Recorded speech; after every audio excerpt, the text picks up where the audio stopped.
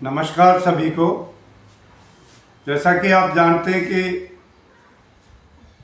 Political plus news channel सर्वे कर रहा है, हरियाणा विधानसभा चुनाव की समीक्षा कर रहे हैं। हर एक विधानसभा के वहाँ पे कौन उम्मीदवार आ सकता है, कैसा वहाँ का चुनाव माहौल रहेगा, इस सब पर लगातार चर्चा हो रही है। तो उसी कड़ी के को आगे बढ़ाते हुए अभी चर्चा करेंगे, समीक्षा करेंगे बवानीखेड़ा विधानसभा की। बवानीखेड़ा विधानसभा की समीक्षा करेंगे और शुरुआत करते हैं।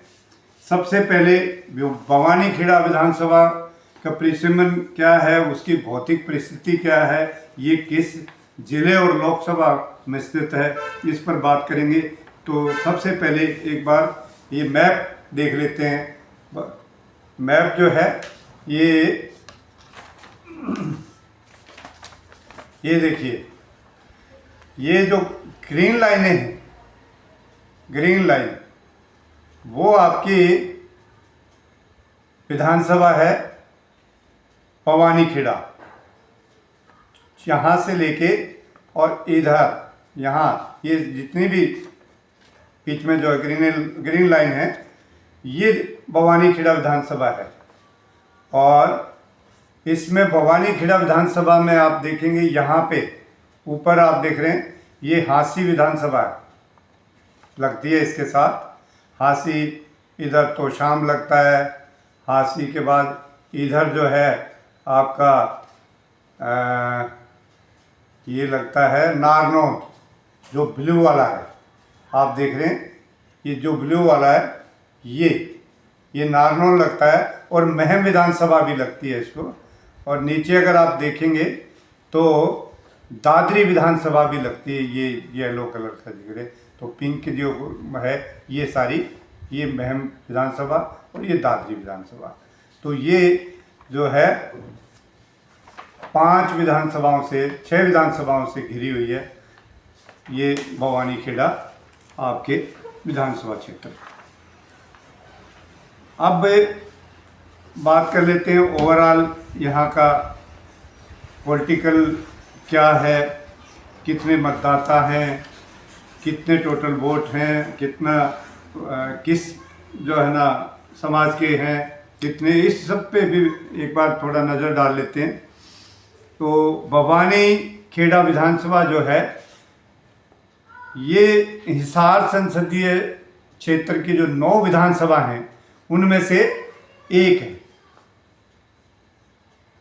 और इसमें टोटल जो वोट हैं, इस विधानसभा में टोटल वोट हैं 2019 के चुनाव, विधानसभा चुनाव 2019 के बेस के हिसाब से 2,01,042 वोट हैं।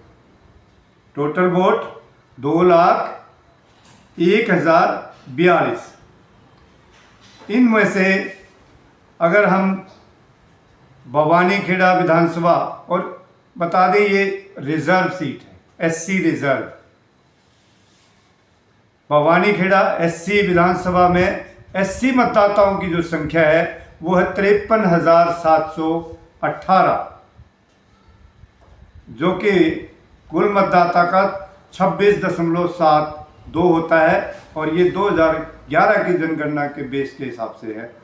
तो करीब 27% जो है यहाँ पे इस विधानसभा में एससी मतदाता हैं, यानी कि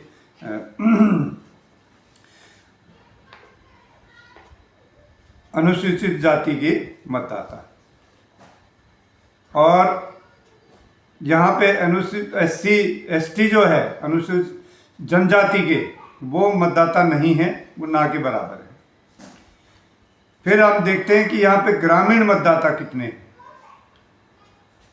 बवानीखेड़ा सुरक्षित विधानसभा में ग्रामीण मतदाताओं की संख्या है 1,86,366, जो कि 2011 की जनगणना के हिसाब से है। और ये 92.7% होता है कुल मतदाता का, यानी लगभग ये पूरी जो है विधानसभा ये ग्रामीण परिसर की जो है विधानसभा है।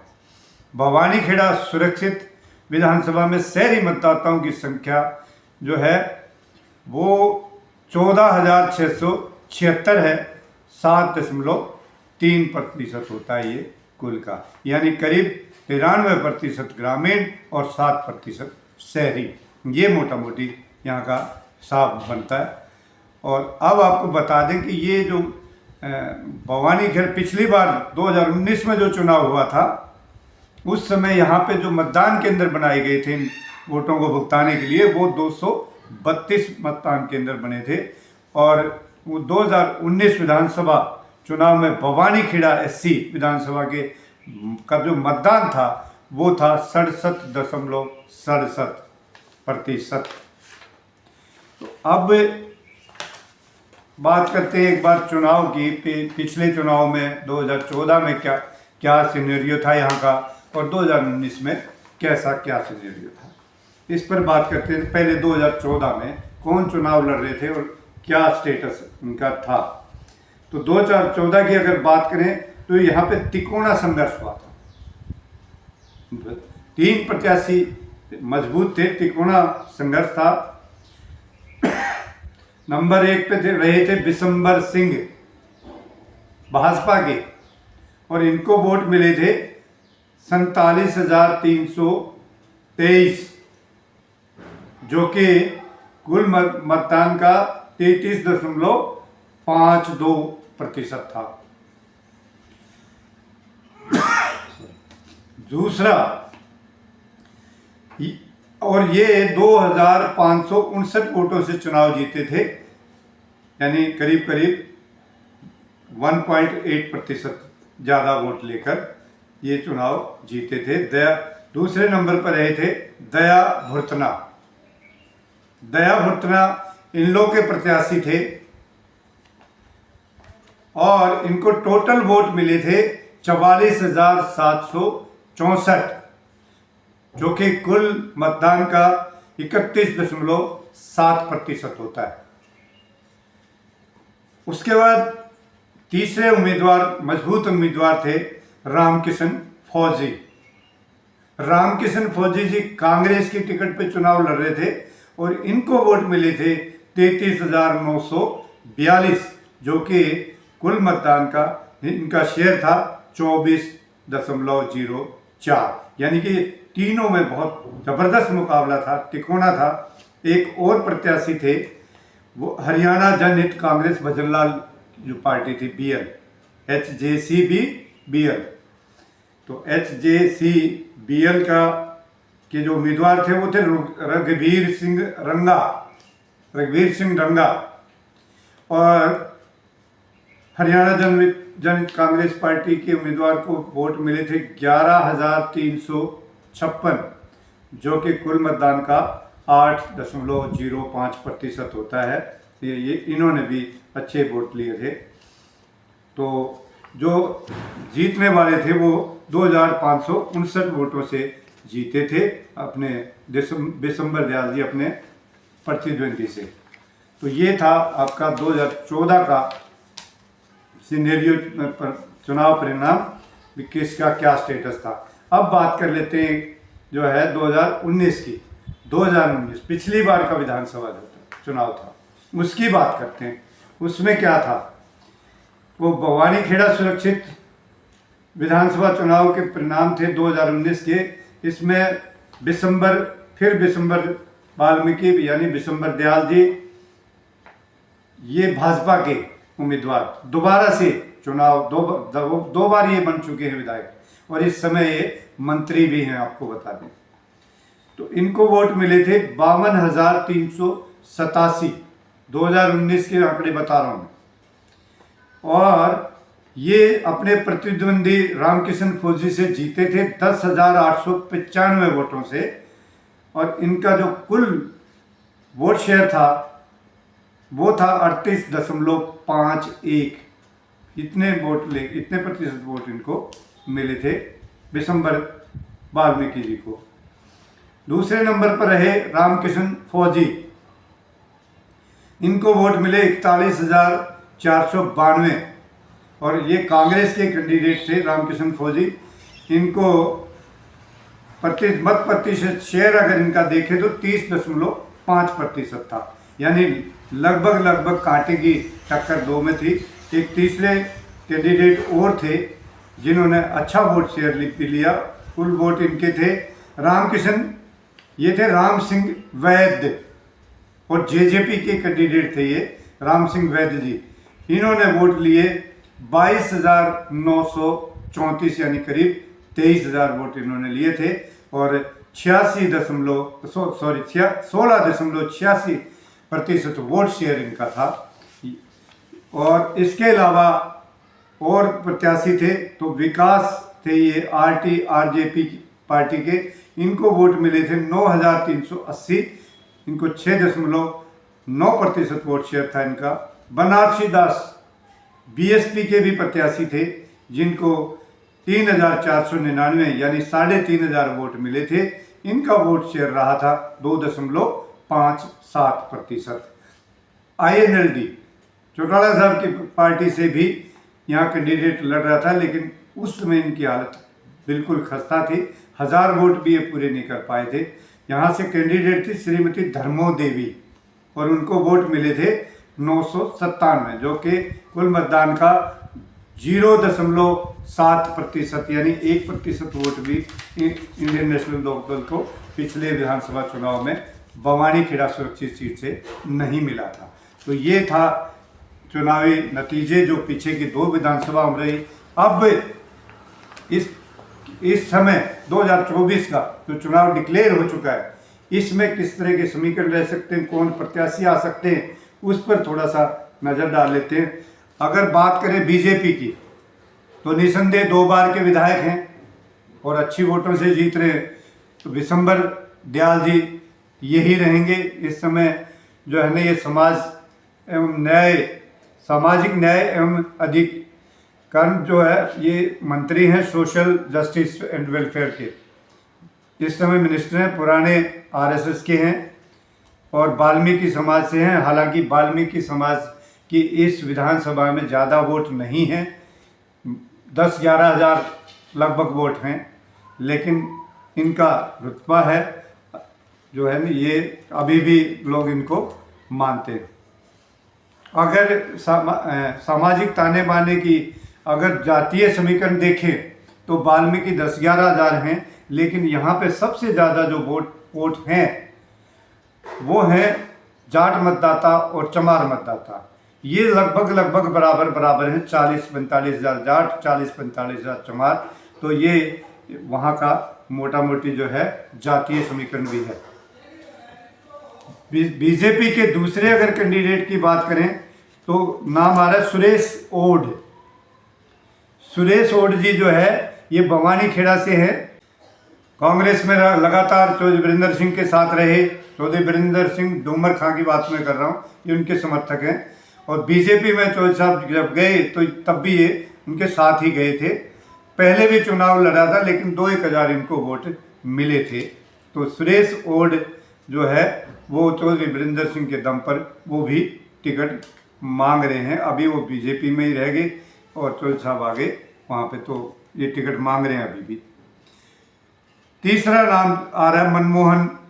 मनमोहन जी तोशाम से हैं, भुरतरा गांव के हैं और इंडियन नेशनल लोकदल से चुनाव लड़ा था 2014 का। इन्होंने ये भी बीजेपी का टिकट मांग रहे हैं। हालांकि इस समय जो बीजेपी का वहाँ पे माहौल है वो उस पूरी विधानसभा में हमने खूब सर्वे किया, घूम के देखा, इस बीजेपी के प्रति लोगों में, जनता में रोष है।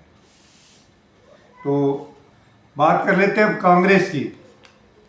कांग्रेस से कौन आ सकते हैं कैंडिडेट? रामचंद्र फौजी जी हैं, रामकुमार फौजी हैं। पहले भी एमएलए रहे हैं रामकुमार फौजी, और पूर्व में संसदीय सचिव भी रहे हैं।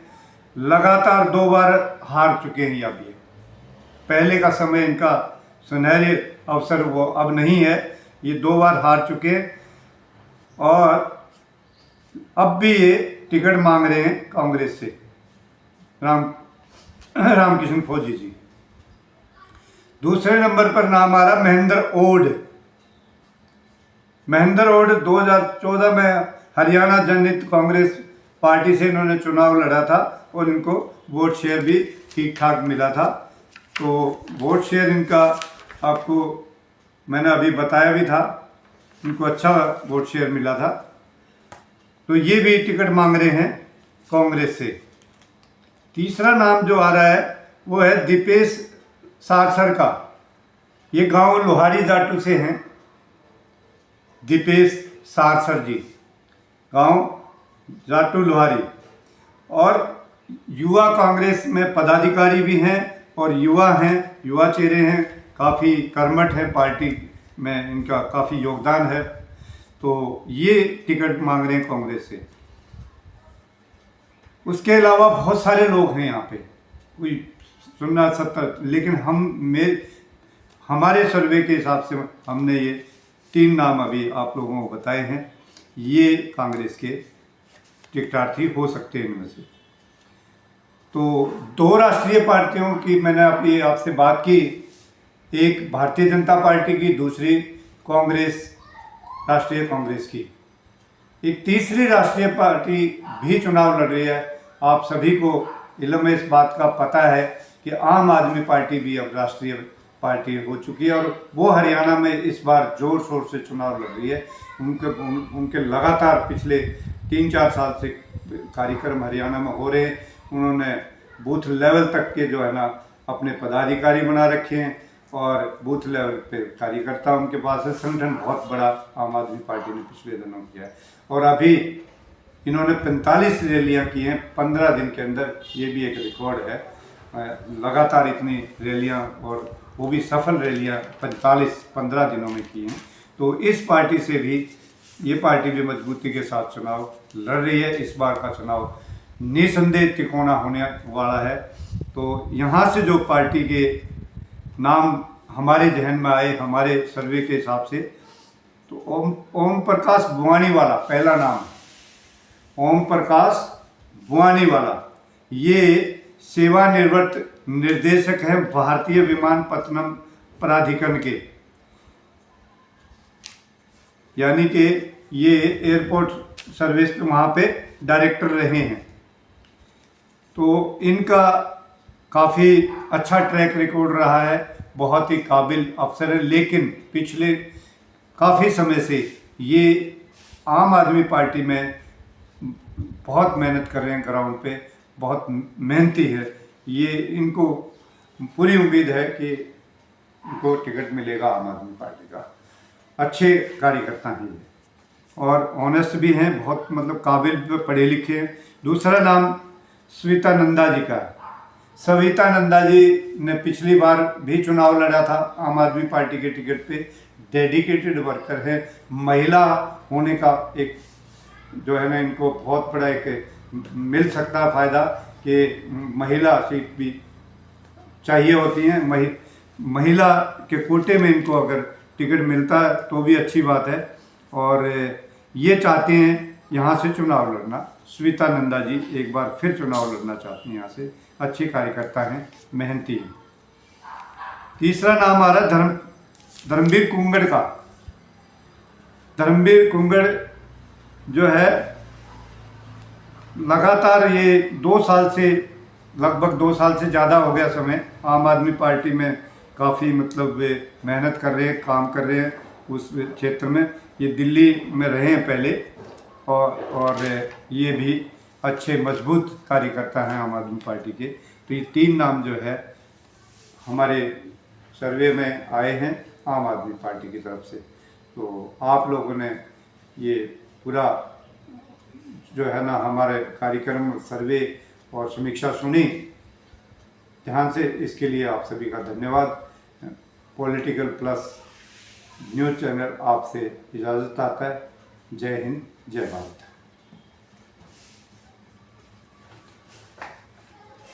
हो गया? तो